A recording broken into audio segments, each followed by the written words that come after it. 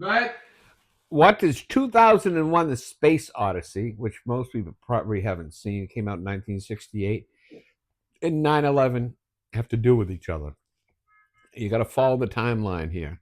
Follow the timeline, use your own imagination. These are all true. These are facts, not bullshit. I'm not exaggerating. In 1966, in New York City, Stanley Kubrick, who directed the produce, he didn't produce, but he directed the movie 2001: A Space Odyssey.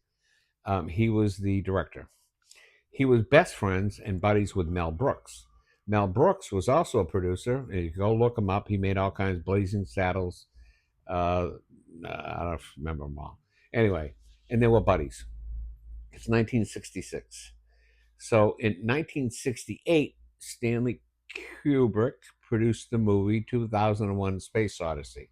And I remember when it first came out because it's not an easy thing to understand. It's not really science fiction. If you watch it, you'd be scratching your head like everybody else. So he made that, and people, it was so out of whack. It was just out there that people would go there, they'd get stoned and watch go to the movie 4 or 5 times because it was just you couldn't really figure out what the hell was going on. Although the cinematography and everything was beautiful. The thing that's important at the beginning of 2001 Space Odyssey, the music is that's playing is "Thus Spoke Zarathustra," and that's the music. So you see monkeys out there with bones, and they're throwing them around in the air, and they're flipping them, and et cetera, et cetera. Anyway, you're trying to figure what is this about. You assume it's about evolution or something, but they're throwing bones around. And anyway, towards the end of it, you see two big black monoliths, and they're in marble, black marble, and side by side. No explanation, nothing, but you just see him there. And then he throws a bone, one of the monkeys, so chimpanzees, and they throw the bone into space. Then all of a sudden, what do you see? A spacecraft. And then we've at 2001.